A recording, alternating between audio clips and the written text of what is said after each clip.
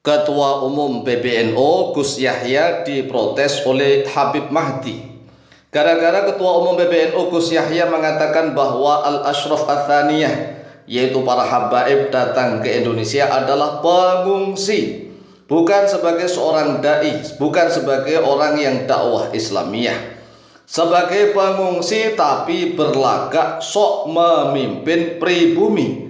Mari kita saksikan pernyataan daripada Gus Yahya, Ketua Umum PBNU. Tapi ingat, video ini adalah video lama tatkala Gus Yahya belum menjadi Ketua Umum PBNU.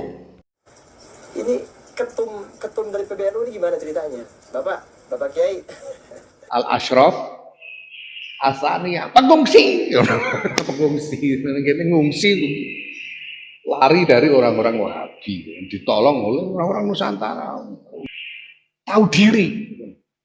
Al-Ashraf Ats-Tsaniyah biyen-biyen itu tahu diri betul, pengungsi kok ngene ngenger jaluk tulung, tapi surah macam-macam, surah terus berlagak memimpin orang Jawa. ini ketum dari PBNU ini gimana ceritanya? Sebagai kiai harus bisa berbijaksana, apalagi seorang ketua PBNU masalah. Ya, seorang ketua, seorang yang memang harus bijaksana dalam segala hal. Jangan buat fitnah Pak Kiai, ya. Jangan buat seakan-akan para habaib ini pengungsi. Para habaib itu bukan pengungsi. Ya, Anda seharusnya sebagai kiai harus bisa berbijaksana, apalagi seorang ketua PBNU masalah.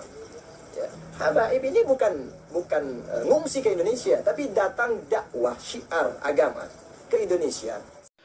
Saudaraku kaum muslimin wal muslimat rahimakumullah, di dalam kitab yang berjudul Sidqul Khabar fi Khawarijil Qarni Ats-Tsani Asyar yang disusun oleh seorang Sayyid Syarif yang bernama Sayyid Syarif Abdullah bin Sayyid Syarif Hasan Al-Basya, di dalam kitab ini menjelaskan tentang bagaimana sepak terjang orang-orang Wahabi yang menyebabkan banyak kaum muslimin wal muslimat yang dibantai seenaknya, terutama nih dzurriyyahnya Rasulullah Shallallahu Alaihi Wasallam yang disebut para sayyid, para syarif, yang jamaknya adalah Sadah Al-Ashraf.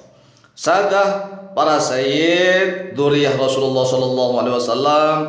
Di dalam kitab Sidqul Khabar ini, Sayyid Abdullah bin Sayyid Hasan Basya menjelaskan sepak terjang kekejaman orang-orang Wahabi yang membantai siapapun, terutama nih membantai dzurriyyahnya Rasulullah, yaitu para habaib.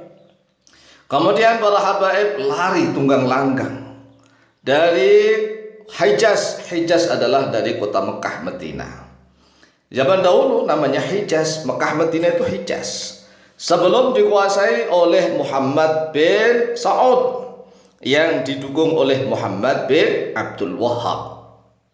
Duet Muhammad bin Saud dan Muhammad bin Abdul Wahhab. Karena memang Hijaz dikuasai oleh Muhammad bin Saud, maka Hijaz diubah nih namanya, seolah-olah hilang nama Hijaz itu menjadi Saudiyah. Disandarkan, dinisbatkan kepada bapaknya Muhammad bin Saud. Saud ini adalah nama orang, ya, nama orang yang merebut tanah Hijaz. Awalnya Hijaz, kota Mekah Madinah ini dikuasai oleh para syarif, oleh para syarif dzurriyyah Rasulullah Shallallahu Alaihi Wasallam. Tetapi orang-orang Wahabi dari Najd, ya, orang-orang Najd yang dibantu oleh orang Inggris. Inggris yang membantu, siapa kalau bukan Inggris? Inggris membantu pergerakan, ya, kudeta, sebenarnya disebut kudeta lah ini. Kudetanya Muhammad bin Saud yang dibantu oleh Muhammad bin Abdul Wahhab. Setelah berhasil menguasai Hijaz, maka Hijaz terkenal menjadi Saudiyah Arabiyah. Arabiyah Saudiyah. Kalau orang Indonesia nyebutnya Arab Saudi. Saudi itu Saud. Saud itu bapaknya Muhammad bin Saud itu tadi. Kemudian madhabnya madhab Wahabi. Madhab Wahabi yaitu sandarkan kepada Muhammad bin Abdul Wahhab. maka disebut Wahabi.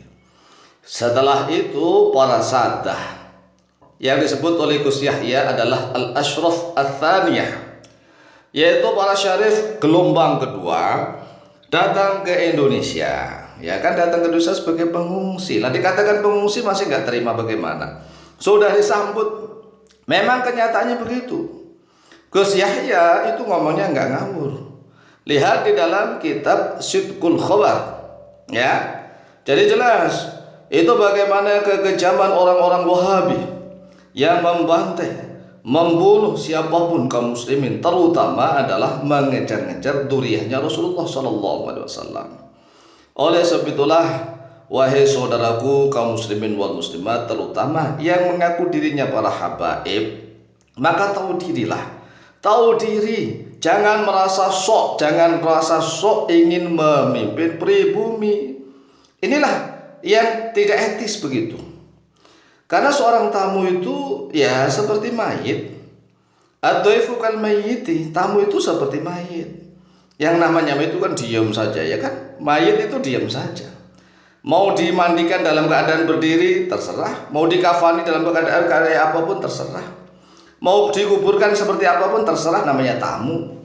Lah mana ada tamu yang sok-sokan mengatakan bahwa kami adalah pencetak para kiai. Astagfirullahaladzim. Lawang banyak sejarah. Ya, banyak sejarah, jangan diputar-putar. Kalau pribumi nanti sudah mulai marah, bahaya. Walaupun tidak sampai sekejam orang-orang Wahabi loh ya, tetapi tetap bahaya.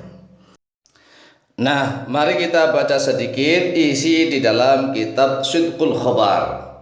Kita baca baris agak bawah nih. Wa qatalu al-alim al-fadila an-nasibah as-sayyida Abdullah Az-Zawawi bi suratin ma sabaqalaha mithalun. Masya Allah. Wa qatalu, dan telah membunuh oleh mereka orang-orang Wahabi al-alim al-fadila, pada orang yang alim, yang fadil, yang memiliki kelebihan. An-nasibah, yang ahli nasab. As-sayyid, namanya Abdullah Az-Zawawi. Bisuratin, dengan bentuk gambaran pembunuhan masabako, yang belum terjadi.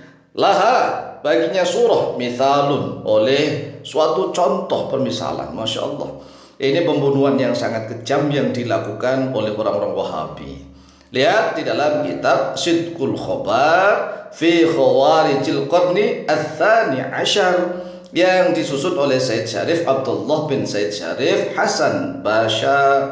Demikianlah penjelasan kami, semoga bermanfaat dan barokah fid dini wad dunya wal akhirah. Lebih kurangnya mohon maaf. Akhirul kalam, wallahul muwaffiq ila aqwamit thariq. Wassalamualaikum warahmatullahi wabarakatuh.